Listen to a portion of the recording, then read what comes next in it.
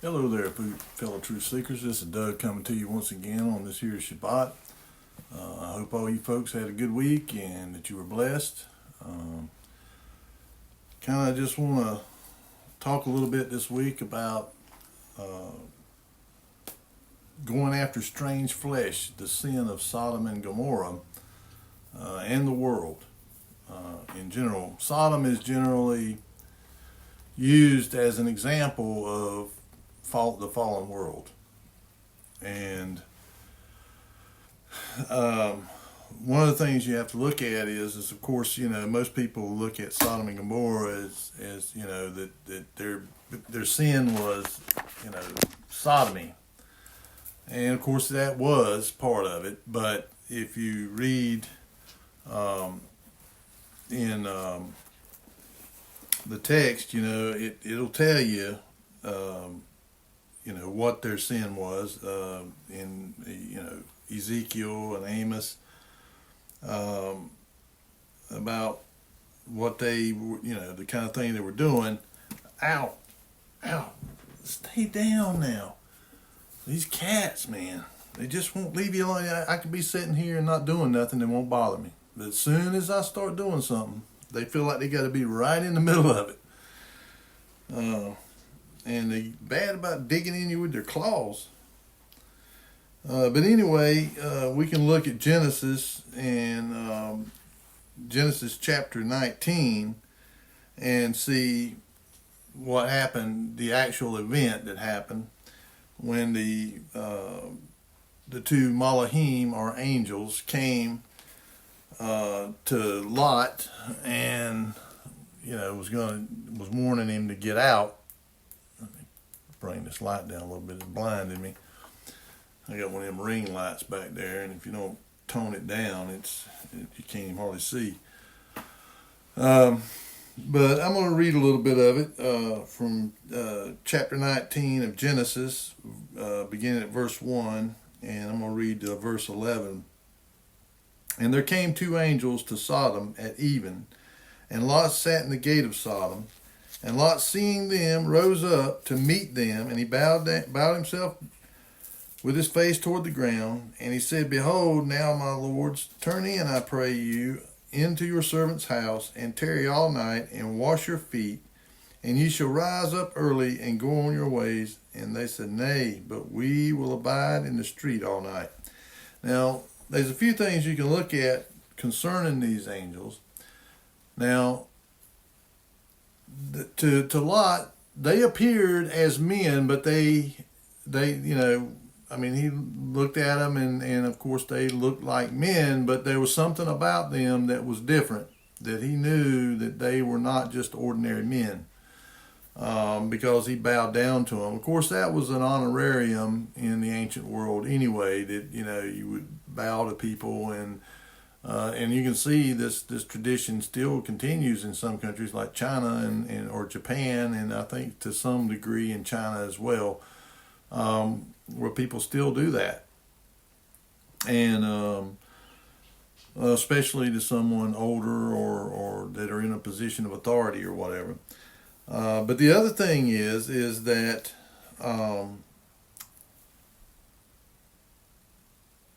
Lot was offering them, to come in and stay at his house, and he was being courteous to them. And you'll find as you go along that, and in some of the other scriptures, that's one of the sins of Sodom. That's one of the things, and if you read throughout the Old Testament scriptures about, whenever Yahuwah was giving them the law, that he told him, you go on somewhere now, told them to always leave the corners of their fields and some grapes on the vines and some olives on the trees for the widows and the orphans and the stranger.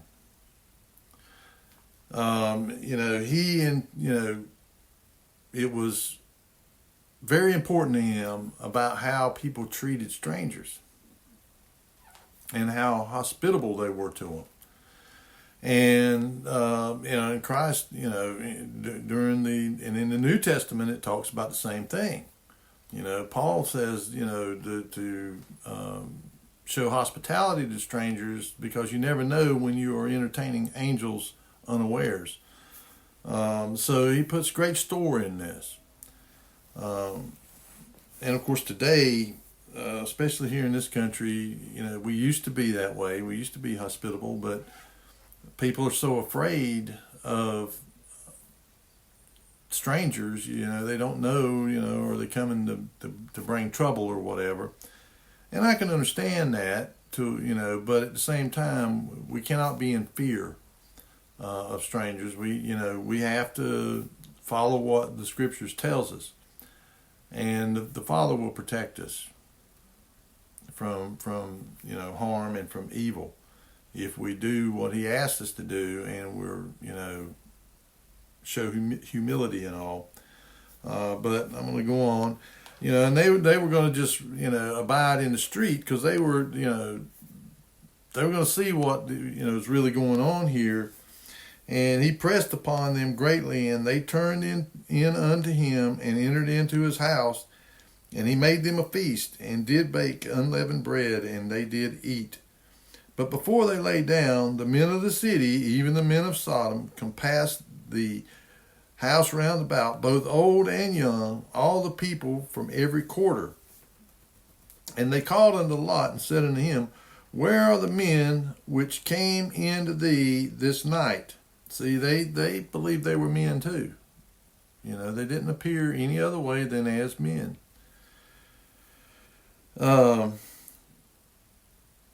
Who came unto thee this night. Bring them out unto us, that we may know them. And of course, that's in the sexual sense. They were wanting to sodomize these men. And Lot went out at the door unto them, and shut the door after him, and said, I pray ye, brethren, do not so wickedly. Now this is confirming what I'm telling you there, because that know them is in the sexual connotation, because he says, Behold now, I have 2 daughters which have not known man, virgins. Let me, I pray you, bring them out unto you, and do ye to them as is good in your eyes. Only unto these men do nothing, for therefore came they under the shadow of my roof. And they said, Stand back. And they said again, This one fellow came in to sojourn, and he will needs be a judge. Now will we deal worse with thee than with them? And they pressed sore upon the man, even Lot, and came near to break the door. But the men put forth their hand, and pulled Lot into the house to them, and shut to the door. And they smote the men that were at the door of the house with blindness, both small and great, so that they wearied themselves to find the door. Now, they believed they were men as well. But you can see that Lot, and we can read back earlier in Genesis where him and Abraham split up because they had so many people in their families and that were, and so many animals and stuff that they needed to split up. There was just not enough room for both of them. So Lot saw that land there, which was the plains of Jordan. And if you look on a map, you'll see that the plains of Jordan are at the south end of the Dead Sea. They're on the southern end of it. And there's a big plain there. That's where Sodom and her sister cities were at. And I talked about that in previous videos, about that they've discovered where Sodom and Gomorrah is, and that's where it's at. And there was 5 cities there, and one of them was spared out of the 5. Zoar, I think was the name of the city. But anyway, you can see, that it wasn't just about Sodom's sexual perversion and stuff. It was about the way they treated strangers. It had a lot to do with that. I mean, you see how they were going to treat these men.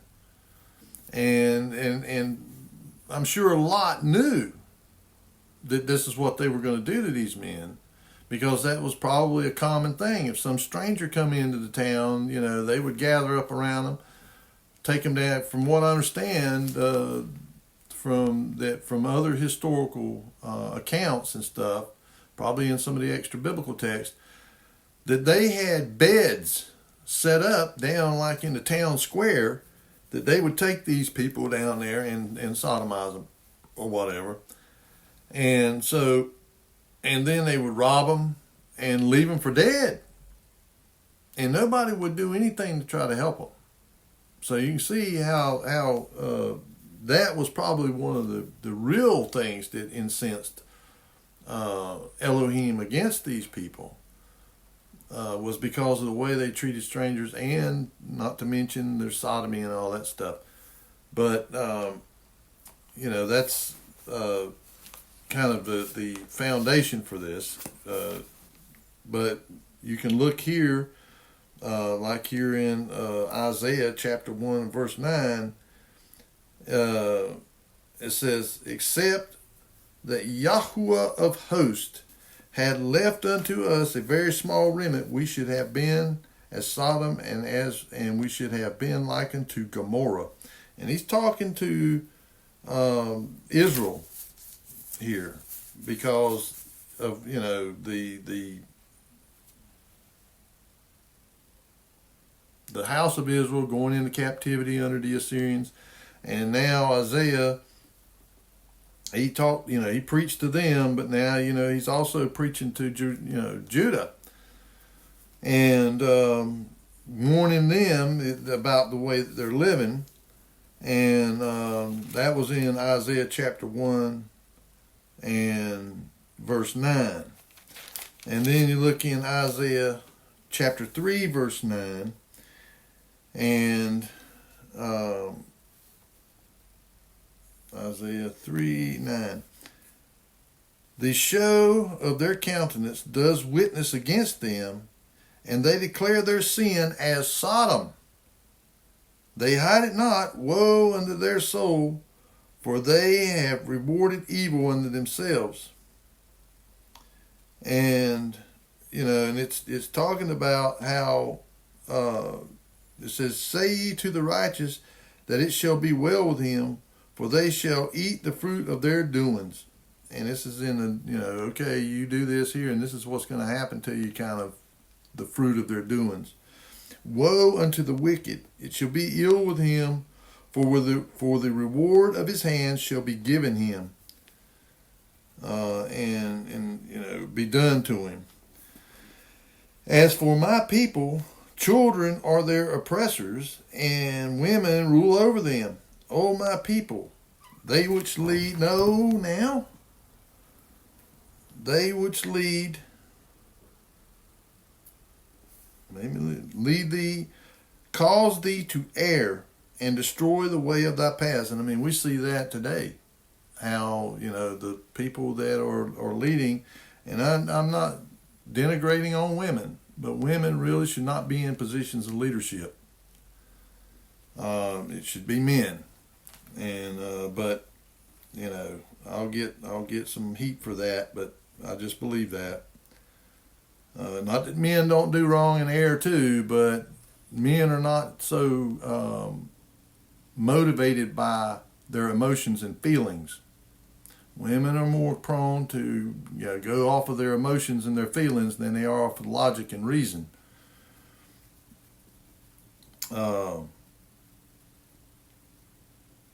Lead the cause, which lead thee, cause thee to err, and destroy the way of thy paths. Yahuwah standeth up to plead, and standeth to judge the people.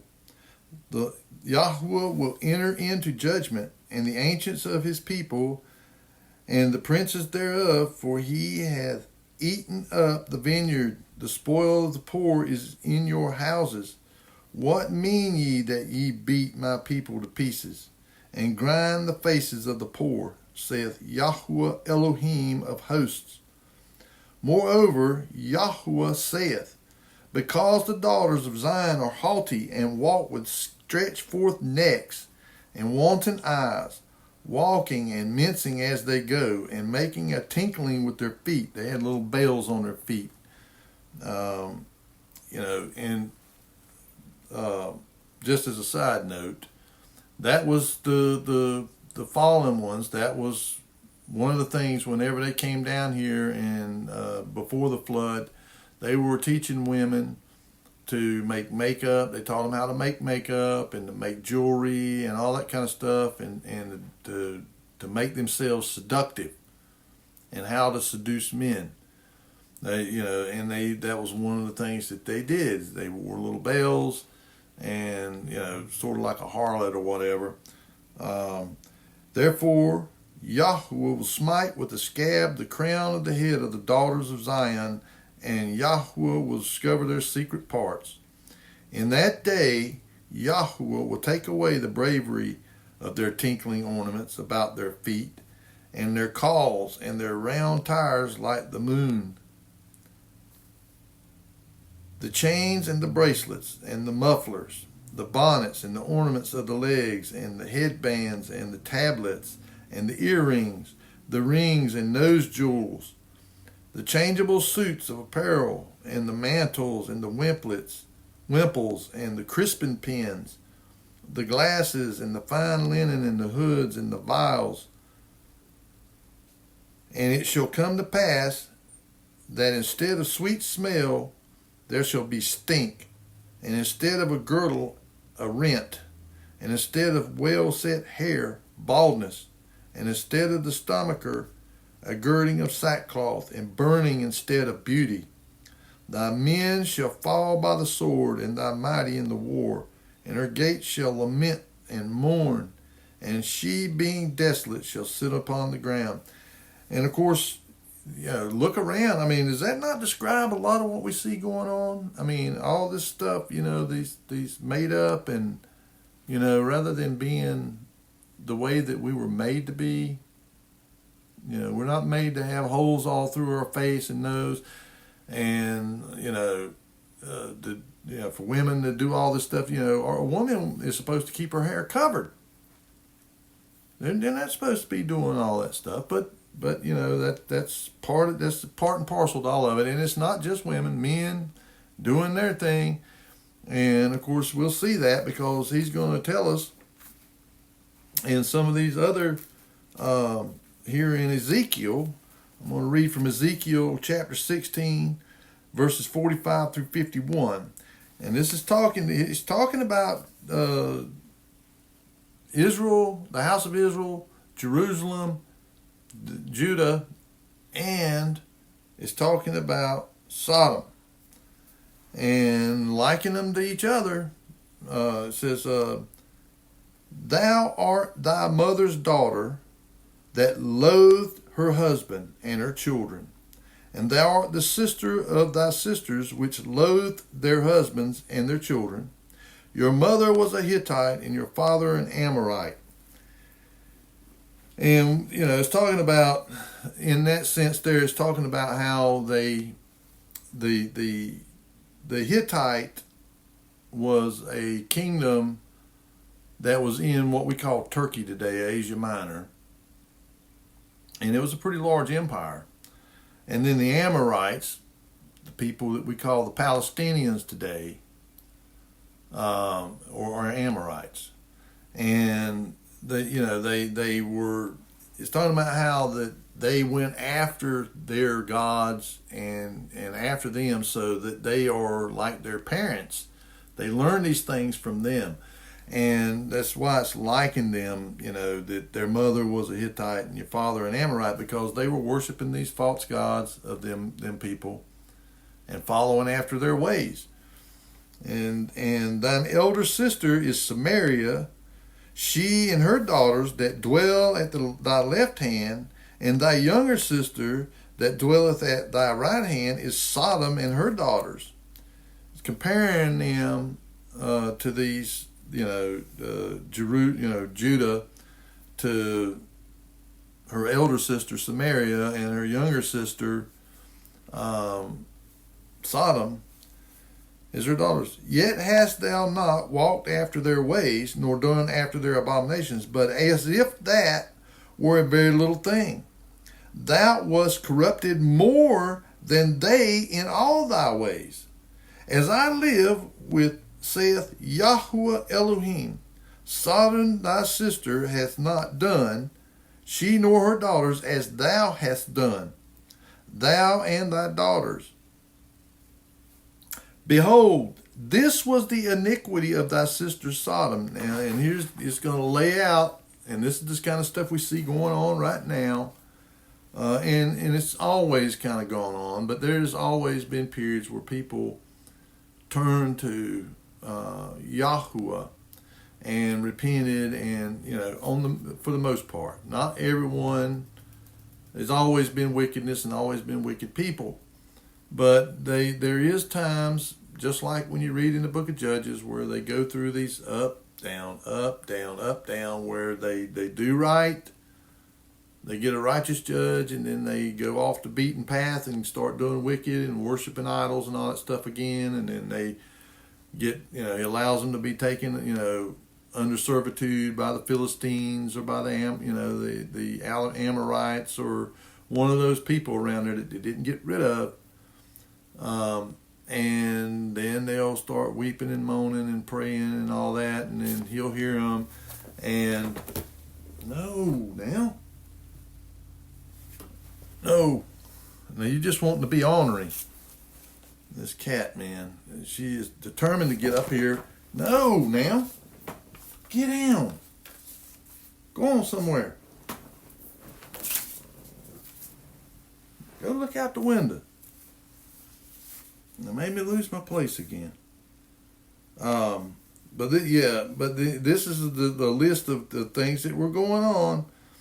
It says, this is talking about Sodom. Behold, this was the iniquity of thy sister Sodom. Pride, fullness of bread, and abundance of idleness was in her and in her daughters. Neither did she strengthen the hand of the poor or needy. And they were haughty, and committed abominations before me. Therefore I took them away as I saw good. Neither has Samaria committed half of thy sins, but thou hast multiplied thine abominations more than they, and hast justified thy sisters in all thine abominations which thou hast done. And thou also, which hath judged thy sisters, bear thine own shame for thy sins that thou hast committed, more abominable than they. They are more righteous than thou. Yea, be thou confounded also, and bear thy shame, in that thou hast justified thy sisters. When I shall... No, now. Go on.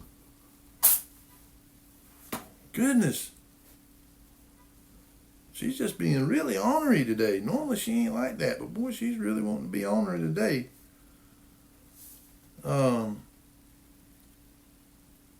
So the one of the things that Judah was guilty of was she was, because of her own iniquity and hypocrisy, she was justifying, Sodom and Samaria, and not calling them out like she should have if she was living righteously. But she didn't. And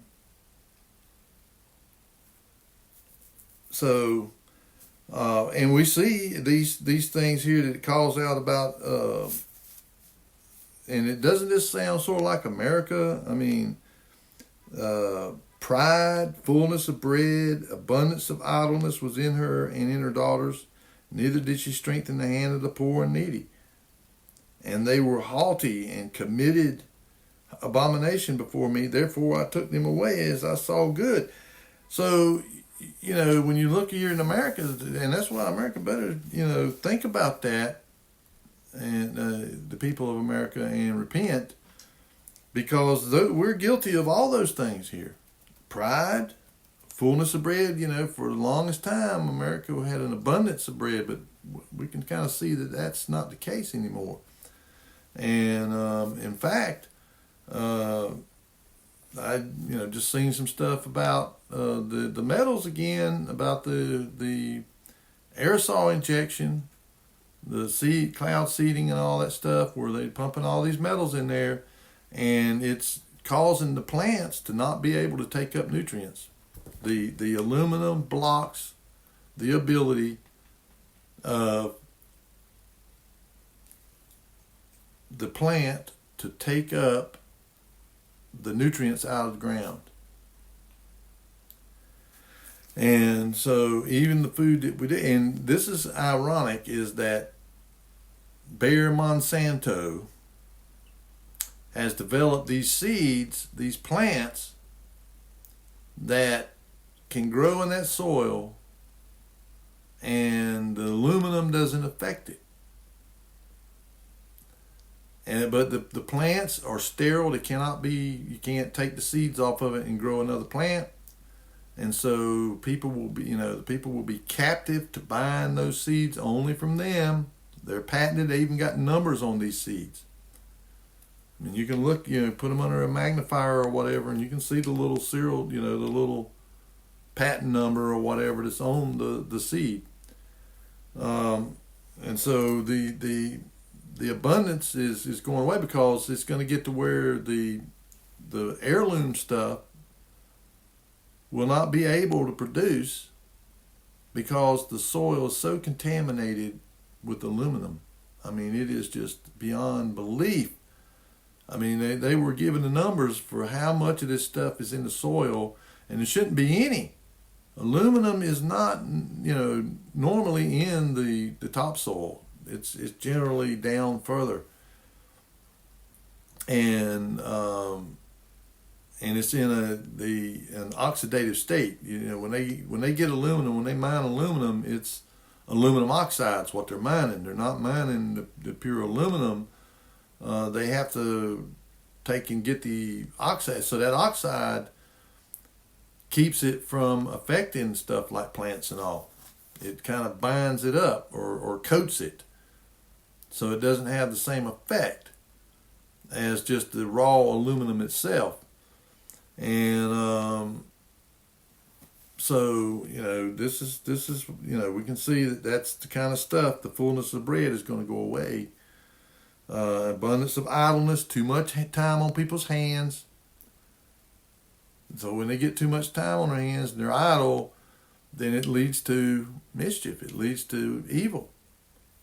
Because their imaginations, they sit there and they begin to imagine stuff. And Satan, of course, he's going to take advantage of that, and he's going to start helping you along, helping you to come up with these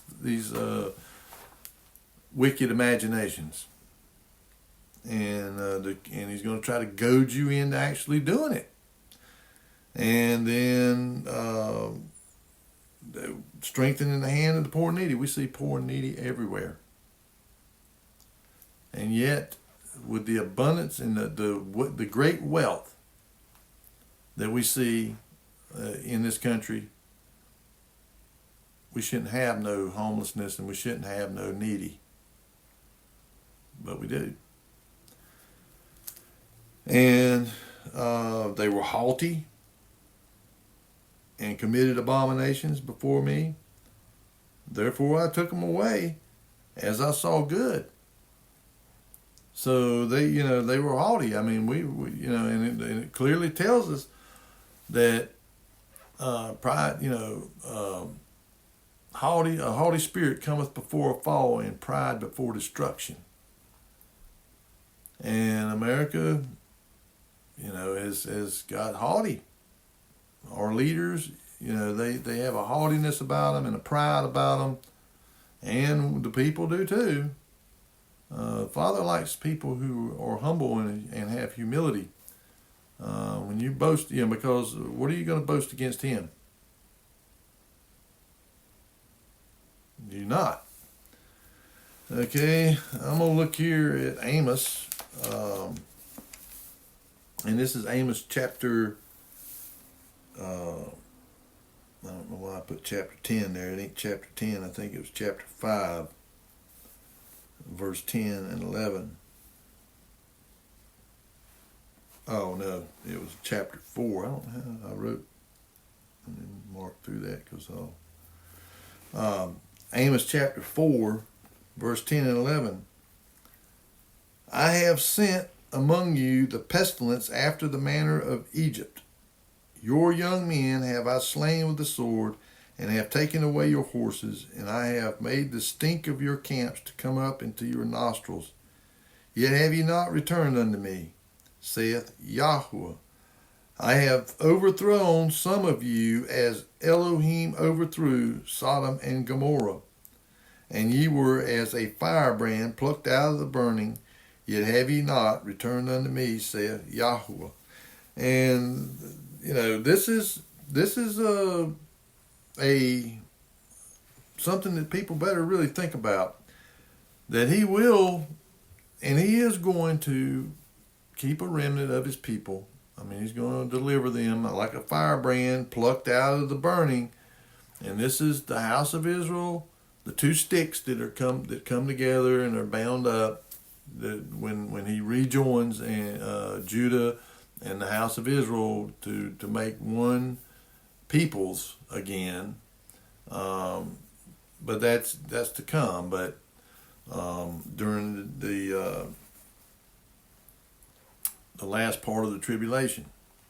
That's why, and I've talked about this, that Israel, this Israel that's over here now, the Zionist, that they are, Elohim had no hand in that.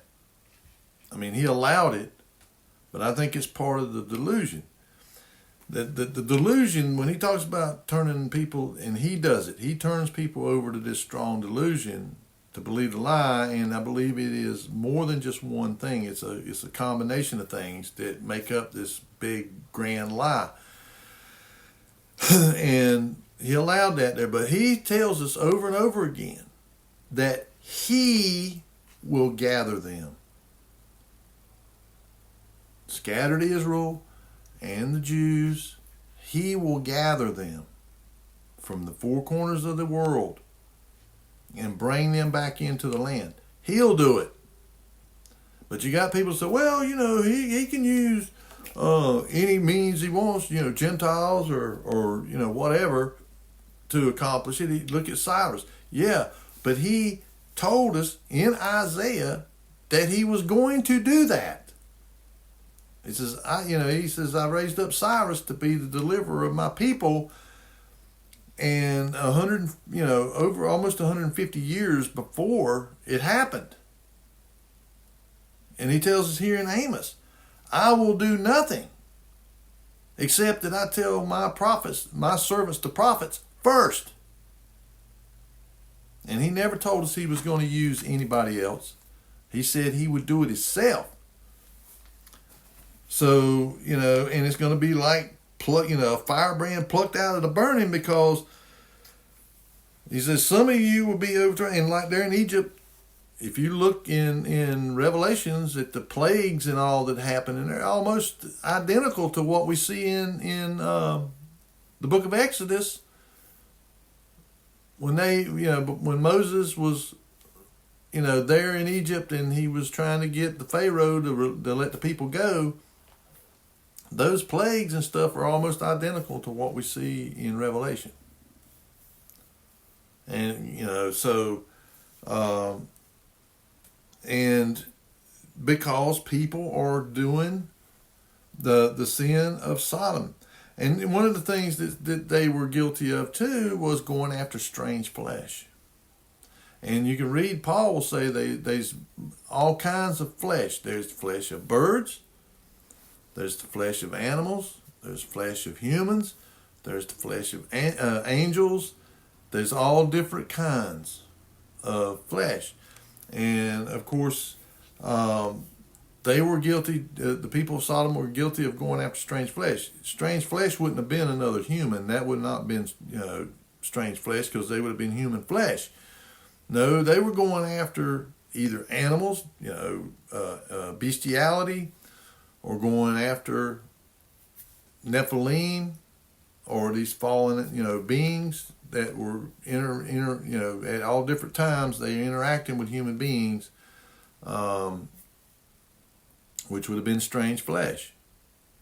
And not to mention that they were these Nephilim, because you can go back there and read in Genesis about the Nephilim giants, that the war of the 9 kings, where there's 5 kings that went up against 4 kings, and they were all Nephilim. They were giants. And then you can also look up some of the words in there in the Hebrew, where there's satyrs, and they're the lion men of Moab, these different chimeras, troglodytes, these cave dwellers, the Horites, I think, or the Horites, I think they were or it might have been the Hittites, but one of them too was those satyrs, or that had satyrs in their bloodlines. And I think that's where Pan comes from. The god Pan plays the flute, the pan flute. He was a satyr, and he was supposedly dwelt up there around Mount Hermon. Right there is where Christ went up there, and they say that's the gates of hell there, a cave that goes down under Mount Hermon there, and where Christ went there and said the gates of hell shall not prevail against, I'll build my church on this rock, and the gates of hell shall not prevail against it, and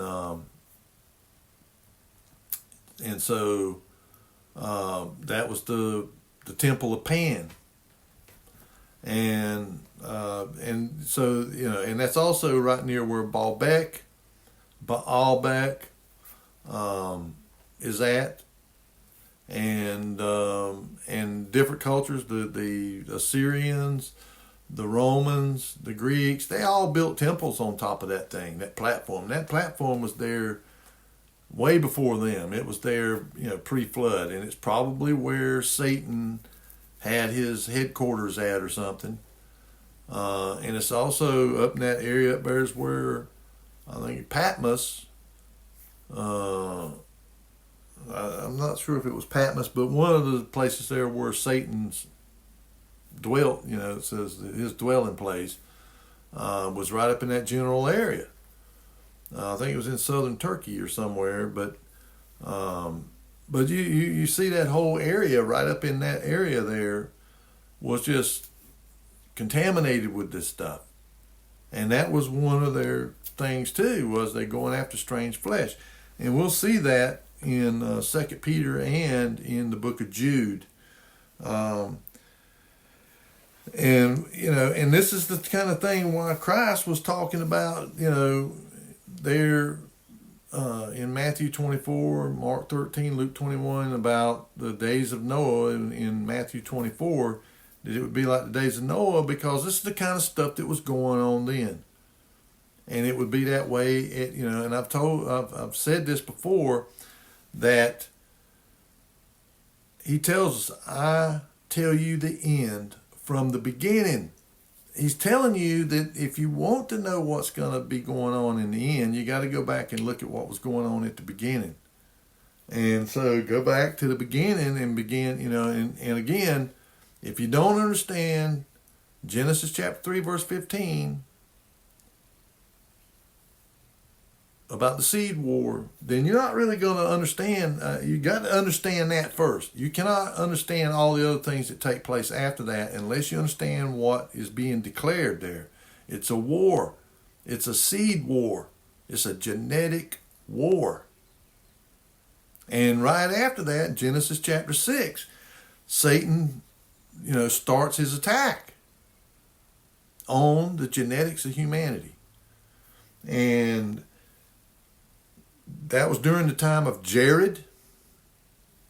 And then afterwards, during the time, and it's not talking about, Christ ain't talking about the time during the time of Jared. He's talking about the time during the time of Noah. Because that first generation of Nephilim, the Titans, they fought a war, but the Olympians and the Titans, and they wiped each other out. But their offspring, because these Nephilim, they were capable of reproducing themselves. It wasn't like, so they had offspring, and it was their offspring that during the time of Noah We're teaching men how to mix animals and stuff, chimeras. And I read last week from the book of Jasher about this, that was going on. And that was the one of the big sins. And that's one of the things that's going to bring the wrath of Elohim down upon mankind here in these last days, is because they're going to be doing the same thing again, creating these hybrids, chimeras, and not to mention that they're already, I believe, underground chimeras. These people see all these things, like Mothman and the Sasquatches and a lot of the skinwalker, or the face peelers and the skinwalkers and all that kind of stuff. People are seeing more and more of that kind of stuff. They're starting to poke their heads up more and more. And when it gets to the really bad part, the last part of the tribulation, when it really starts getting bad, they're going to start coming out in force whenever the bottomless pit's opened up. And that man of sin is, the destroyer comes up and indwells the man of sin, the Antichrist. That's when it really gets bad. And but that's because mankind is doing this stuff. They're doing all this genetic stuff, and they began to create these things, and they're already doing it. They try not to put it out there too much. I mean, they like I've said before, they say, well, yeah, we created them and we let them prove that they could be viable, but we destroyed the embryos.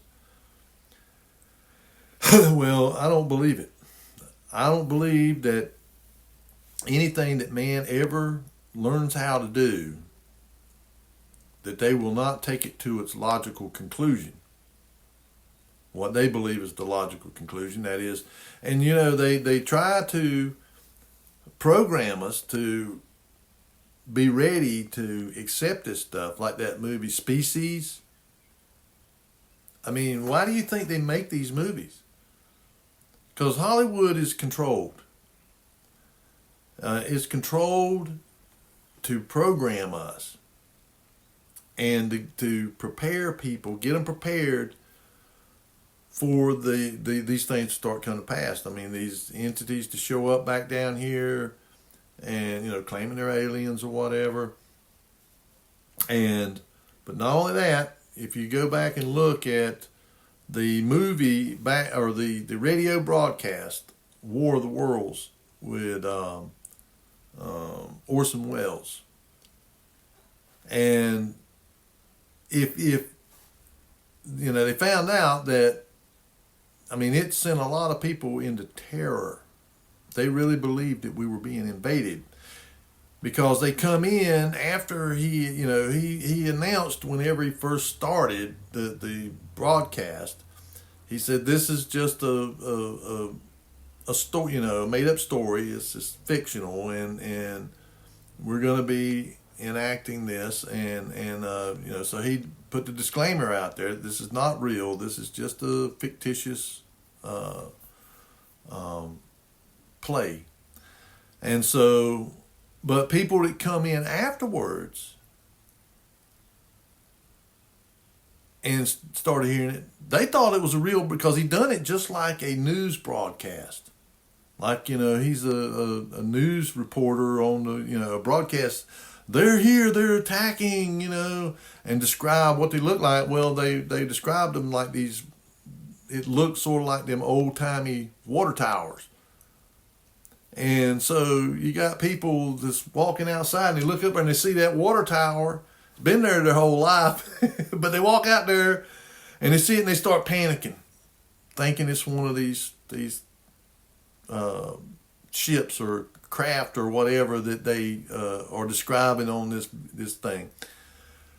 Well, the powers that be, and I've talked about that, in Psalm 2, where, they conspire together, all the leaders of the world. They know about these things. They've had interactions with them, and they know they what their plans are, or privy somewhat to what's going on. But they've been told a lie, that they're they're the good guys, and these ones that are coming are the enemy, and we need to be preparing. But they told them, so, well, that was sort of like a test run to see how people would react. And so since then, they've been steadily pumping these things out, especially in the 40s and 50s. They put out all these space movies and, aliens, the day that the earth stood still, and different ones that they put out.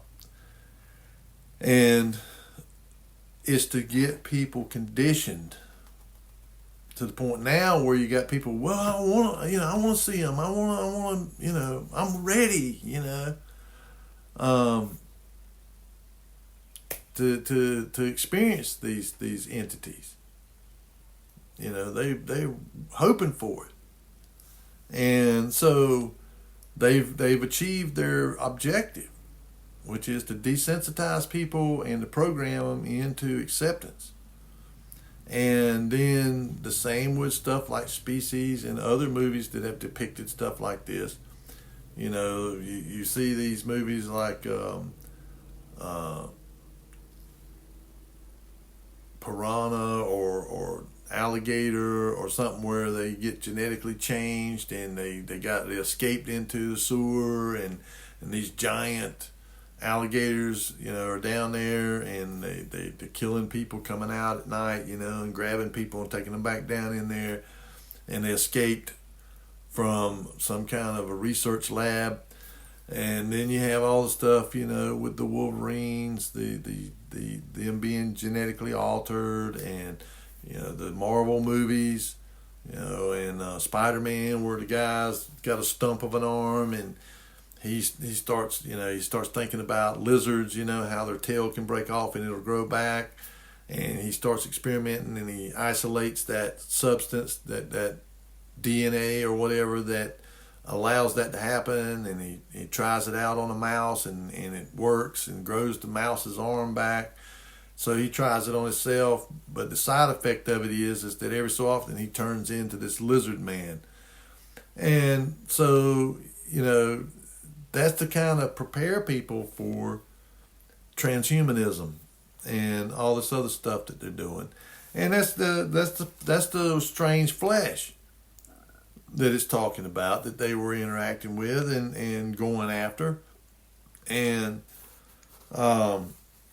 when you look at, like here in 2 Peter 2, 1 through 6, but there were false prophets also among the people, even as there shall be false teachers among you, who privily shall bring in damnable heresies, even denying the Adon, or the Lord, that bought them, and bring upon themselves swift destruction. And many shall follow their pernicious ways, by reason of whom the way of truth shall be evil spoken of. And through covetousness shall they with vain words make merchandise of you, whose judgment now of a long time lingereth not, and their damnation slumbereth not.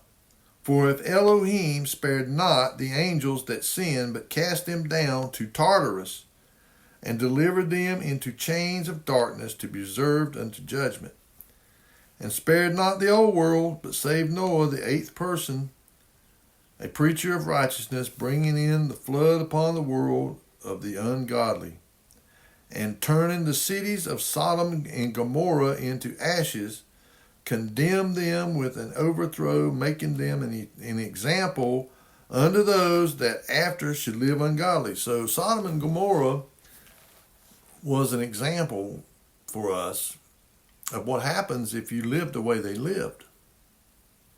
How you treat strangers, abusing mankind. Of course, sodomy, haughtiness, idleness, and a whole host of other things. Then that's the reason Paul says, that the scriptures are given for reproof and for, instructions and teaching in righteousness. And when he was talking about the scriptures, he wasn't talking about the New Testament. He was talking about the Old Testament, because you got all these churches and all that. Oh, that's old, that don't apply to us. That was for the Jews and all that. Nothing further from the truth. The Torah and the prophets and the poetic books and the chronicles, the historical books like 1st and 2nd Samuel, 1st and 2nd Kings, 1st and 2nd Chronicles. Those books are all for our learning in righteousness. And there's a whole slew of examples in there of what happens when you don't.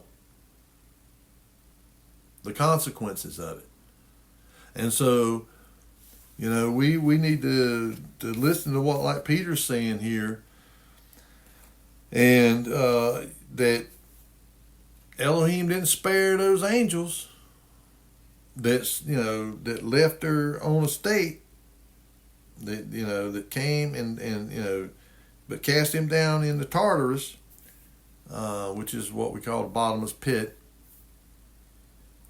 and spared not the old world, because it says that the imaginations, of the people had become toward evil continually. And I believe it's because they were genetically altered. That once they got genetically altered, it done something to their conscience to where they just thought about evil continually. And I talked about that last week, about how, they were murdering and doing every kind of abominable thing that you can think of continually. I mean, against their own kids, against their, they didn't even worry about wives and all that. I mean, I don't think, they just tucked women and they just done whatever they wanted to do. Just like there in the last chapter of the book of Judges, they were all doing that which was right in their own eyes. Now, it's the same thing going on back then, except the thing is that they just thought about evil continually. They didn't think about anything right or good, period. And that's what's going to happen to these people that decide that they want to be transhuman. And you see, they try to make it all good and all. Oh man, you can have the vision of a hawk, you can have the strength of, of a gorilla, you can have the speed of a cheetah, or you can have a combination of all of those. You can be like Wolverine. And so this is there's a method behind the madness of this indoctrination, of this programming. And then when you have these people like they're over at Cambridge, I meant to look them guys' names up, but you can go look it up. It's not that hard to look up, transhumanists. Just put in transhumanism or whatever, and I guarantee you they'll come up, because they're the people that have been really pushing it. And they even talk about the cybernetic part of it too, the embedding of chips to give people, they call them artilects, and which are artificial intellectual, to where they are enhanced with chips and stuff like that. And the guy was talking about, a grain of sand having 1,000 times the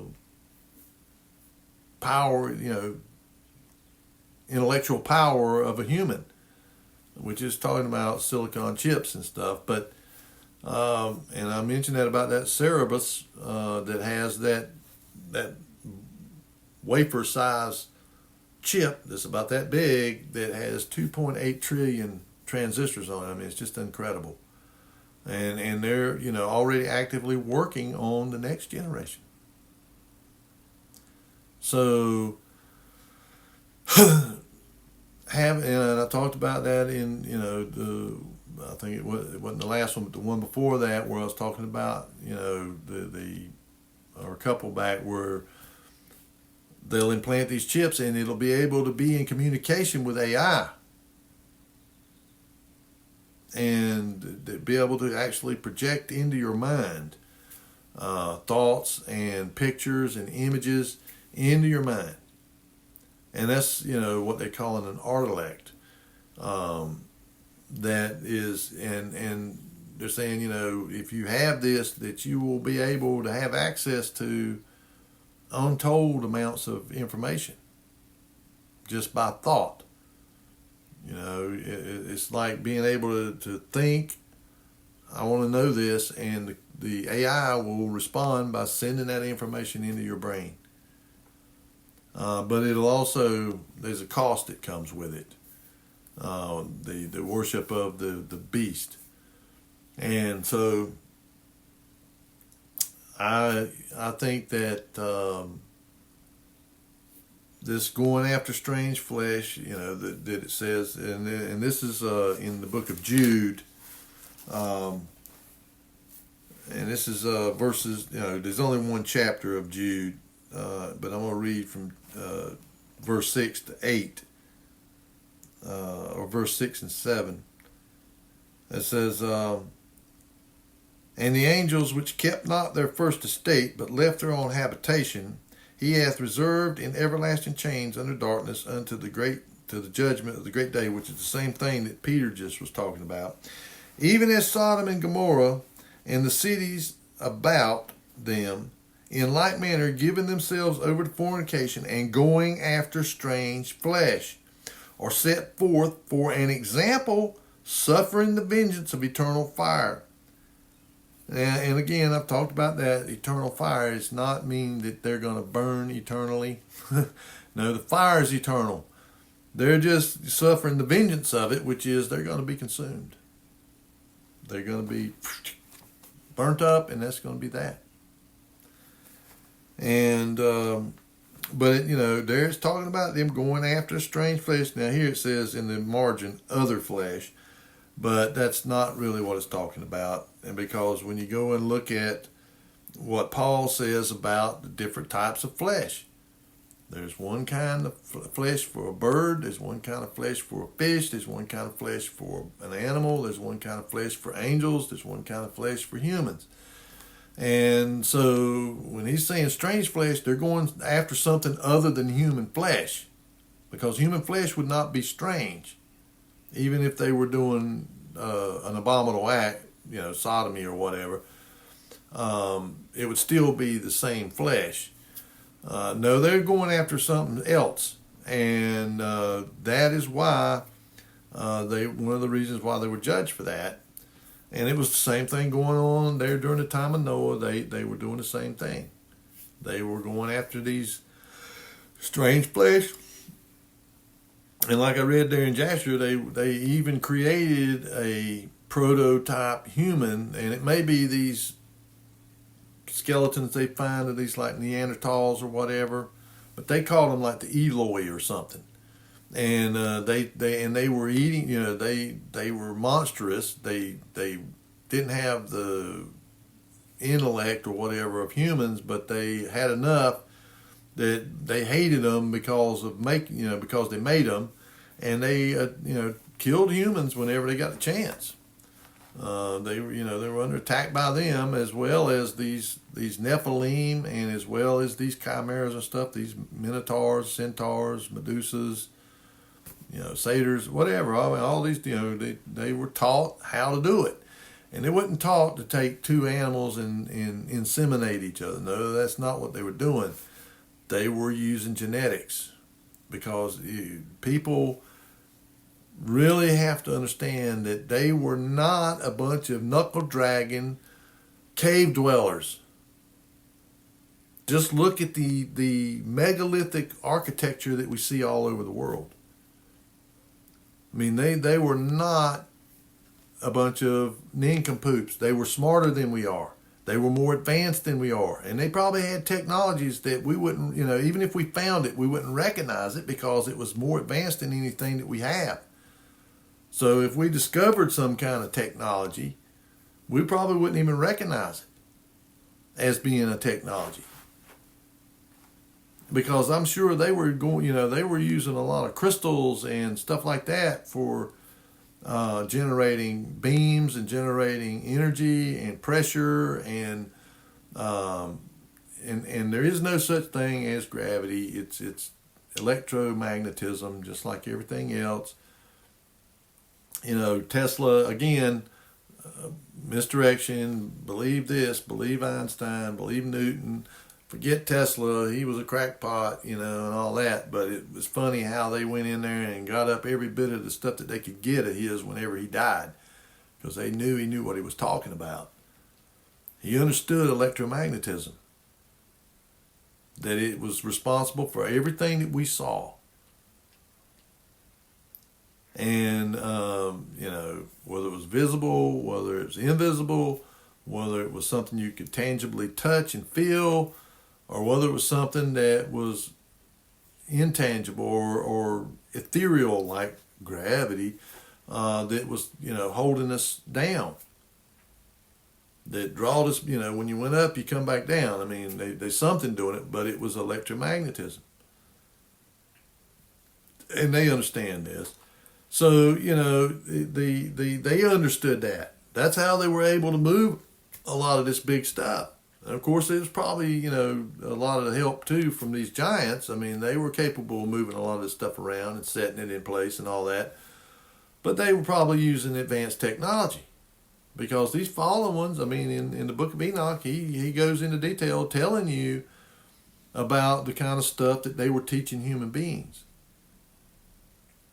They like I said, they were teaching them chemistry, pharmaceuticals or pharmakia.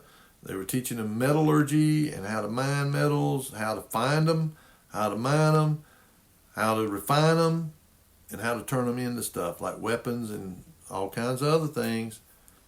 And then when you look at the Vedic text of the Vimanas and all of that, but they got descriptions in there of nuclear blasts. I mean, they describe, that it was brighter than 1,000,000 suns, and it burnt everything off everywhere, and people got sick, and, so they're describing this. I mean, in fact, Robert Oppenheimer, the father of the atomic bomb, got a lot of his inspiration from that. And I have become death, destroyer of worlds, which is, Shiva, the destroyer. But this is the kind of stuff that was, going on before the flood. And it's just that the Indian people, and probably most of the people, after Noah and his children, they probably had this knowledge. But some of them lost it through time and all that. But the Indian people managed to keep it in their records. They kept, they took a portion of that knowledge that was given. And as I also said, I believe that there was a whole bunch of stuff that come through the flood that Noah brought through, that Enoch wrote. Probably hundreds of volumes, hundreds of books or scrolls or whatever they used to write on. And of course, when you read in Enoch, it says he's writing in the book. So, they probably had that books as opposed to scrolls. They probably didn't use scrolls, but they probably used some kind of tablets or something that they, like the copper tablets, the gold tablets, the emerald tablets that you hear about, that have been discovered, that had writing on them. And so these things were going on back then. They had an advanced level of knowledge and technology. And we're moving into that same period again. That's why Christ said it would be like it was in the days of Noah. It wasn't just because they'd married and given in marriage and they were violent and killing one another and all that stuff. No, that was just a part of it. But see, he's telling us that so that we'll study. Okay, what exactly, okay, so that's the way it is now. In his time, okay, people are violent, they're killing one another, they're marrying and giving in marriage. What's so special about that time? See, he's goading us. to go and look and find out what was going on. And now here in these last days, because it says in the last days, all things will be revealed. Bible, the Father tells us that. He says, I'll reveal all this stuff to you in the last days. And it's being discovered everywhere. You got all these places like Göbekli Tepe and this other new place they found that's supposedly even older.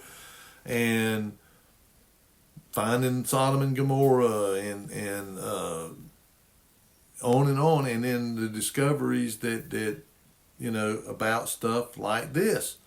About like what was going on in Noah's time, what was going on in the time of Jared, the things that went on there in the Levant after Moses led the children into through the wilderness for all them years, and they had conflicts during that period of time with these giants, and they also, Abraham interacted back in his day with these entities.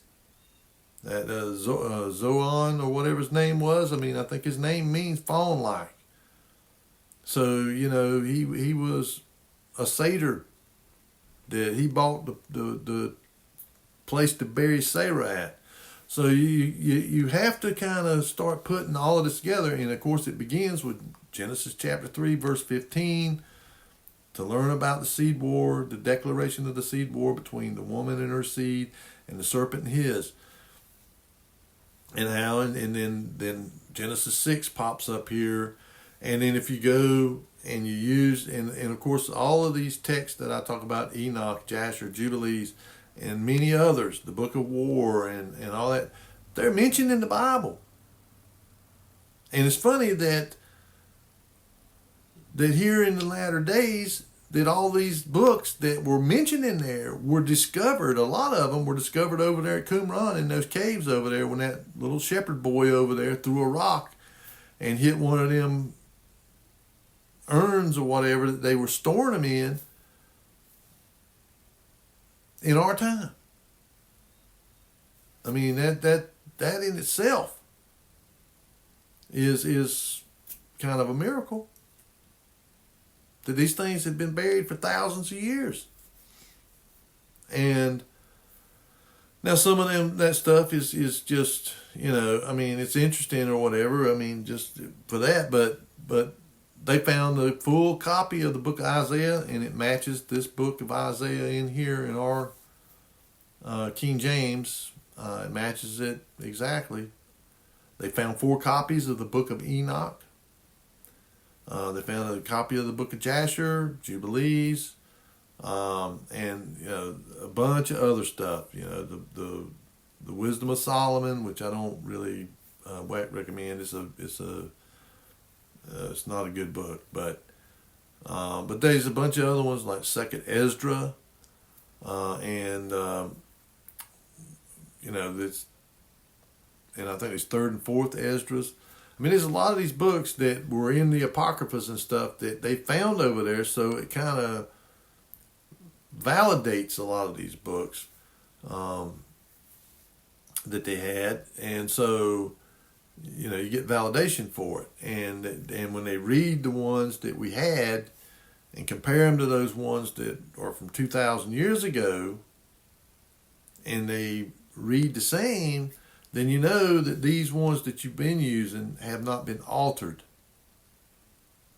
And so I think that's why a lot of these things are coming out now, and that are really being elevated, is to give it. It's not that to replace canon. We judge those from this. We take this and use it to judge against those. And if they don't contradict what this says in there, we can use it. But it gives us context. And it gives us, grammatical usage of the words and the understanding that they had of it. Because that's what's important is that you have people that will try to read into, that's just allegory. Or that's a metaphor. Or that's a simile. Or a similitude. Well, even those mean or illustrations of something that is actually true. It's like if you say something finer than a kettle of fish. Well, people's going to say, well, it just means it's something really, really good. Well, it's okay. I'm using a metaphor or a similitude or whatever to describe something that's nice, that's fine, that's good. Or I could use it in the sense of, well, isn't that a fine kettle of fish? Meaning something negative. But but that doesn't mean that that's just hoodoo. I'm using this metaphor, but it's describing something that is actually true or real. Yeah. He tells us he speaks in similitudes. He doesn't always, in Christ he used parables, but then parables was to describe something that was true, that was real. It didn't make it any less real. It just used it because it was easy. If you use this common metaphor to describe something, then it automatically click with the person. Especially back in those days, they would use this metaphor to explain a concept or something that they're trying to convey to you, and something that everybody would know, that they would understand, that they would know this. So that would be the purpose of it. And so the majority of this is literal. I believe it's literal. And he does use symbolism and metaphors and all. And most of the time, everywhere he uses symbolism and stuff, it explains what the symbolism means. In Revelation, all that's full of symbolism, and everywhere it uses these symbols, like there when it talks about the beast, it says, well, the 7-headed beast that you saw is 7 mountains on which the harlot sits. 7 hills, So there you have it. It gives you the metaphor or the similitude or whatever you want to call it, and then it gives you what the actual meaning of it is. And so, because people back then, if you'd have told them that, well, they'd have knew where the city on 7 hills was. They would have knew right off. That was wrong. So, he's just seeing these visions that are, being illustrated in symbology, and then he's given the interpretation of what it actually means, so that the people can understand it. Because if it was just all symbology and no explanation as to what symbology meant, we wouldn't know what they were talking about. We wouldn't have a clue. And then also, sometimes it's the law of first mention. You go back in the scriptures and find that term or that what they're saying, and go back and look at what the first mention of it is, and that's that's going to be the meaning of it. You go look up that word, and whatever it is in the, you can go look it up in the concordance and find where that word first appears in the Old Testament, and you can say, okay, well, here it is, and then you go read it and you find out what it's talking about. What was it conveying there? What was the meaning that it was conveying there? And then you can extrapolate it that that's what they mean there. That's what they're talking about there. And that's why, knowing these things about how to go about studying your scriptures, to come to the truth of the matter. And so you have to understand these things about, the law of first mention, and that the New Testament was in the Old Testament concealed, and the Old Testament's in the New Testament revealed. The New Testament's going to be revealing concepts and things that were mentioned or talked about in the Old Testament that were concealed,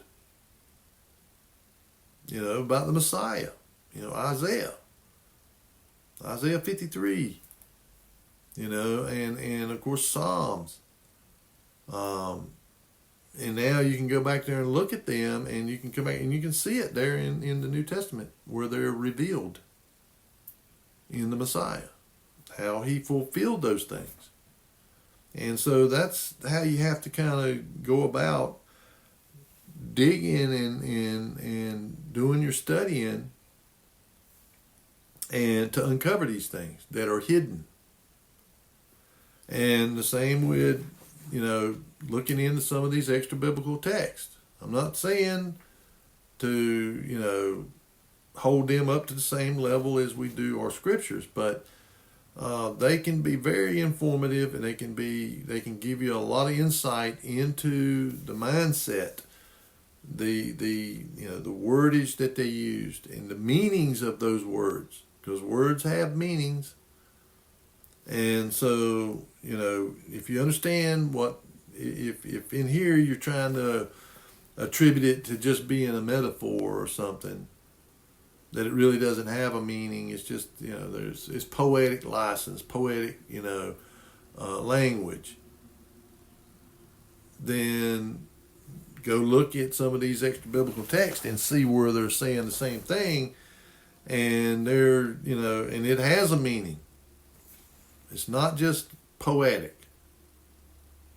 And, because they want to, say that, it's just poetic, they, just a series, the Bible is a bunch of poems and songs and, just to give you a moral guideline to go by. No, it's no guideline to it. It's commands of what we are to do. He's teaching us how we should live.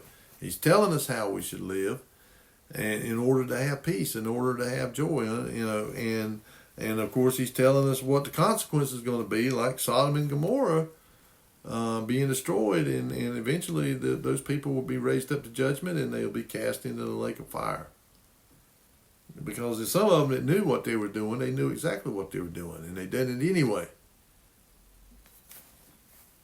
And so we have to understand that you look at the world, the sin, the sin of Sodom going after strange flesh. That is, I believe, getting ready to be. Maybe it's already going on. I don't know. I mean, I can't confirm any of that, but I know that Christ said that it was going to be that way, like it was in the days of Noah. And when we do our digging and research and we look at what was really going on then, there's more going on than just marrying and giving in marriage and violence and killing. There was a whole lot more than that going on. And, and he says that their thoughts were towards, evil continuously. And that, but it wasn't, if it was just evil doing wickedly that caused him to be, him to destroy the whole world, then we better be looking for a life raft, man. Because of the wickedness that we see going on in the world right now. No, it wasn't that. It was the mixing of humans and animals and the genetic tampering with human genetics that brought it about. And I mean, when you look at it, it says that Noah was perfect in his generations, in his genetics.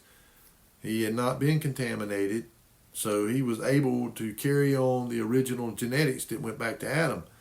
Otherwise, they'd have been destroyed too. There would be no humans. And because the rest of them were totally, and they would not repent of it. And of course, I've talked about that too, where, through repentance, your epigenetics can change your DNA.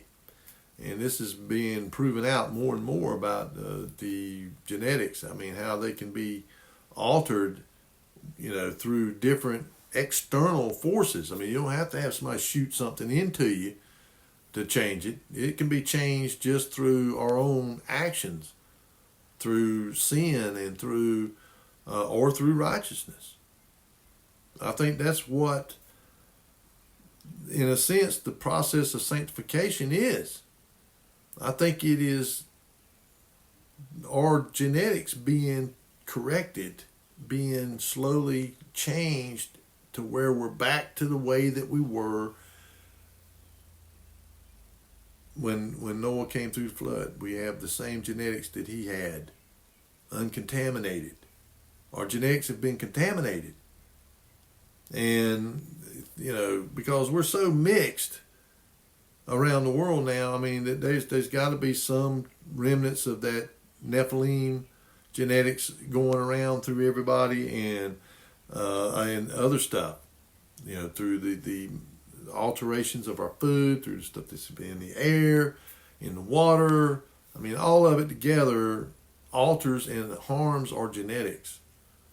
And so people will get to where they think about evil continuously, just like they did back then. I mean, where every imagination of their thoughts were towards evil.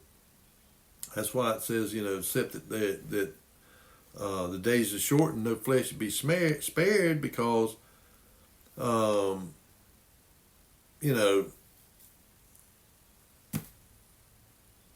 people were just going to be so violent and killing one another and all that stuff. And they're not going to repent. They're not going to repent of it. They're going to just get worse. And then so I just wanted to kind of bring that out, about the sin of Sodom and what it really, really boiled down to, and the going after a strange flesh, and the world today is falling right into that same pattern. And that's the other thing about the Bible; it's full of patterns.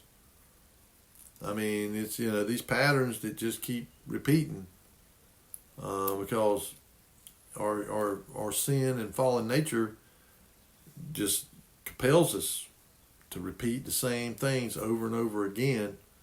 And that's what we're going to be seeing. We're going to be seeing a repeat of the days of Noah. And we're already beginning to see the and it's accelerating. I mean, this like I said, this AI and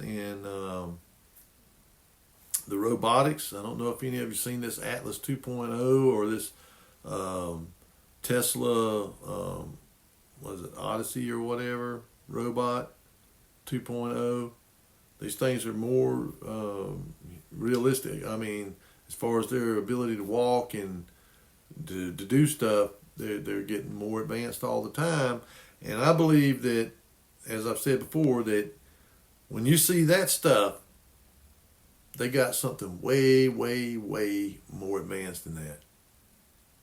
I mean, probably fully humanoid looking robots, or able to perform like a human, even better. They're just showing, what we're seeing now is what they were doing 20 years ago. They're not going to reveal the stuff that like the government has and other governments, China and Russia and different ones, in these technologies. And these drones, AI controlled drones and fighter aircraft and all this stuff that they're more and more giving over control to AI. I mean, it's insane. To give them that control. It's like that movie War Games. Shall we play a game? Thermonuclear war.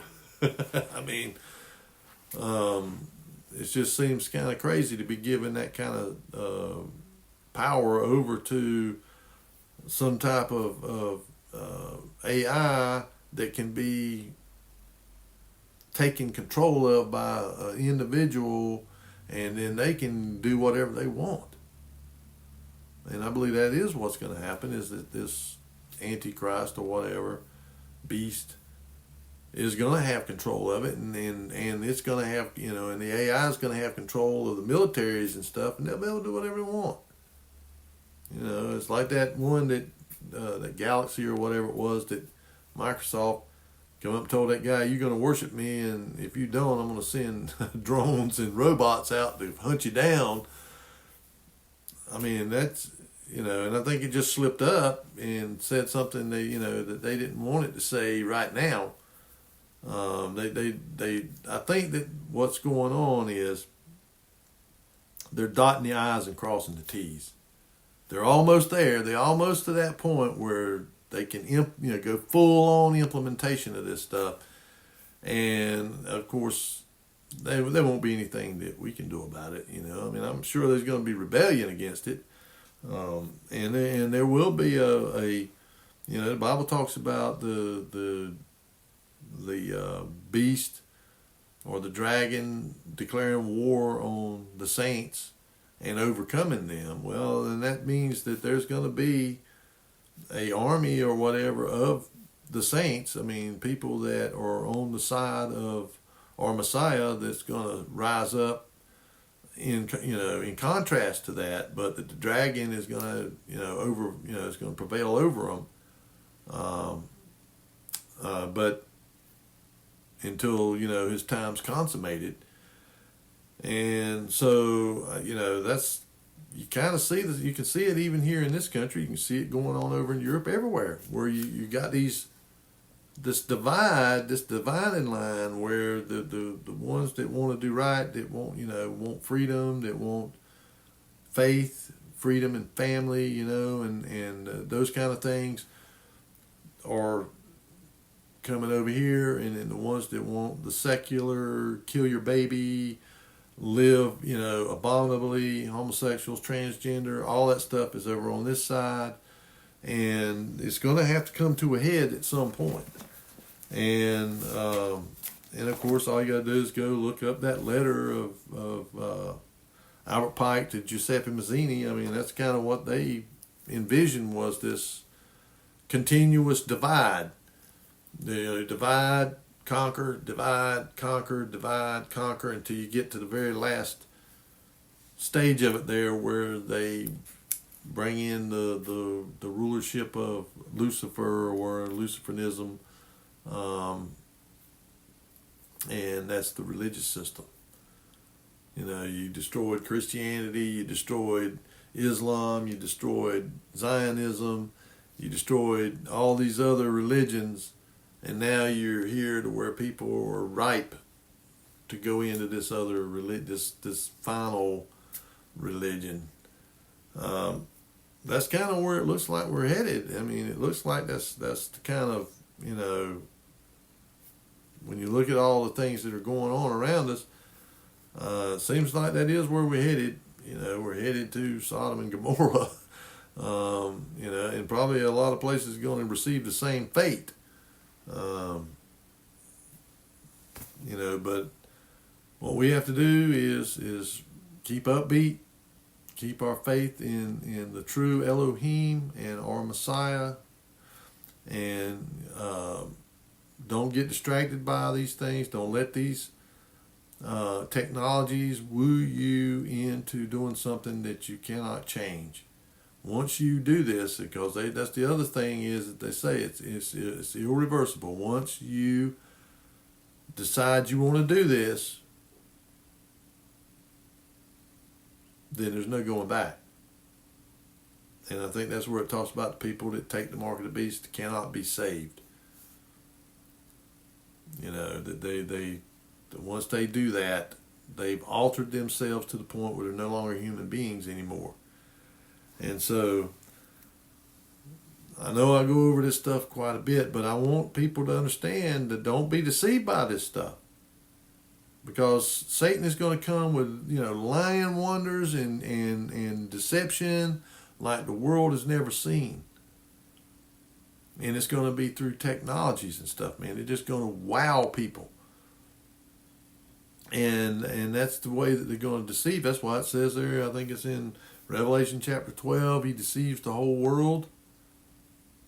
How are you going to do that? How are you going to deceive the whole world? Well, one is that people are looking for something but they're looking in the wrong place. They're not looking to our Creator and to our Messiah. They're looking to, some man or some, the Galactic Federation, to come in, swoop in, and save us from ourselves. I mean, just look at some of these. And I've talked about Rob Skiba, and he has a lot of interesting stuff. I mean, I would recommend you go. He's deceased, but he produced a lot of really good stuff. He was really good at video graphics and making movies. That's what he was. He was a cinematographer or whatever, but he was good at it, and so he could give you in illustrations and stuff that and he ties a lot of stuff together. Concerning what's going on now and what's coming. And so I would recommend you go, you can still go pull his stuff right up. And you get a lot of good information, and he ties a lot of stuff together with things that are going on, technologies, and he also has a really good rendering of the flat earth model. And it's not, like they try to tell you, they try to show it like it's the flat earth out here, and here's Mars, Venus, Mercury, and Earth, and then Mars and Saturn, and, no, that's not the way it is. It's sitting in an enclosure that's sitting in something on a plant, in a body of water, or sitting on I don't know. I don't know what's outside of it. Nobody does. And so whatever is outside of it, I mean, it's got to be some kind of solid surface or whatever that it's sitting on. But it's a huge enclosure, with a bowl that has the earth sitting on top of it, and then the dome over it. I mean, he's got a good description of it there, a good light, rendering. So it'd be good to go look at. And he does a lot about the Nephilim and the giants and transhumanism and all that stuff. So you can go look this stuff up. But this is what I believe was one of the main sins of Sodom is that they were going after strange flesh. They were, and all those things I listed back there in Ezekiel that they were doing. And we see that going on now, the sins of Sodom and Gomorrah. And over there in that Israel, and of course the Orthodox Jews, they do not have anything to do with or want anything to do with Zionism. So I believe there are real Jews over there. I believe there are true descendants of Hebrew descendants, but that Zionism, the people that claim they're Jews, the Ashkenaz, Rothschilds and that bunch, it's all meant to try and gather up as many of the real Jews as that there is to come there, convince them to come there, and then to bring about their destruction. I think that's what it's all about. I don't think it's anything other than that, because I believe it's the Father that will draw. That'll gather scattered Israel and bring them together there whenever it comes to the end. He'll gather a remnant of those people from all over the world and bring them back. And I don't think it was in 1948. Of course, that's my opinion, and I got a right to my opinion. I don't have no hatred for the people over there. I love them like I love anybody else. But all this focus on that temple and stuff, and the red heifer, and beginning these worship, sacrifices and all that stuff again, which is an abomination, because it negates what our Messiah did. It's an affront to him, and so. Because he was the final sacrifice, there is no more sacrifice. And so, They're like Sodom and Gomorrah over there too. I mean, they have one of the largest pride festivals anywhere in the world over there.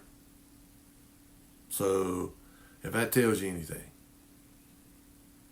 And so, with that, folks, I just want to, as always, I want to try and stimulate your mind, get you to thinking, get you to doing homework.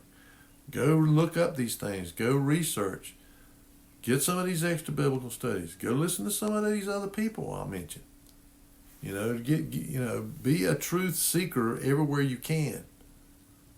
Not just to me. I mean, I appreciate it. I appreciate the new subscribers. I appreciate all of you people that have signed up. And the only thing that's good about that is when people subscribe and give me a thumbs up or comments, it does boost the algorithm to push it out. And because, I mean, it's not about, they probably would never monetize me anyway, because they consider the things I talk about harmful content. So they would never monetize me anyway. So I don't really care about that. I care about getting the truth out. I care about getting, stimulating and motivating people to do their own study, to read this, to study this, to pray over it, to seek wisdom, knowledge, understanding, and discernment. And if you do, he will give it to you liberally. But you got to seek it with your heart. You got to really want it. You got to really want to know the truth.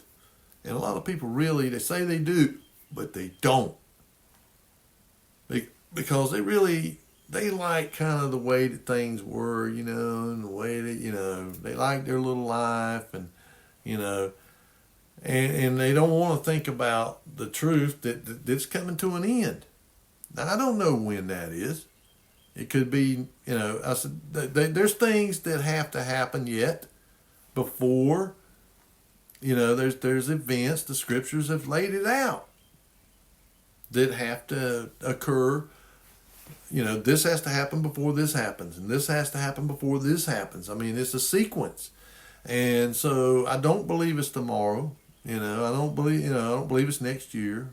No, I believe but I believe we're close.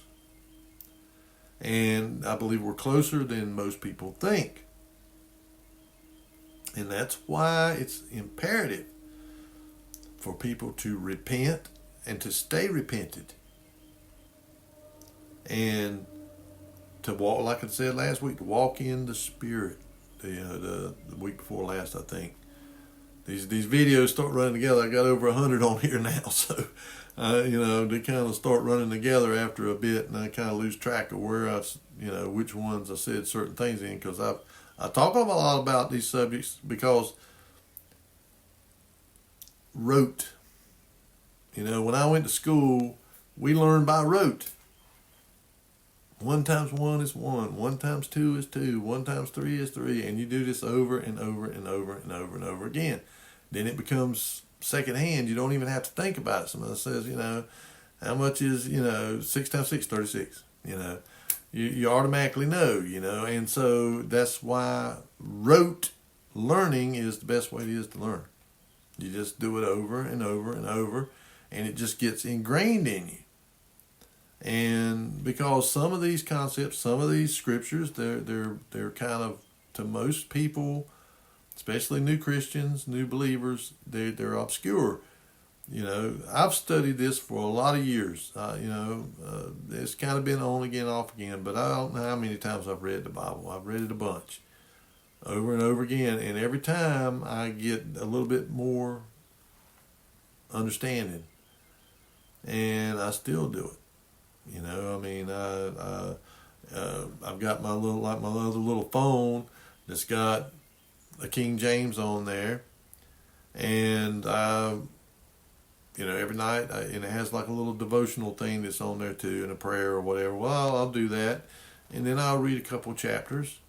I'm in 2 Kings right now, but I started at Genesis and started going through again.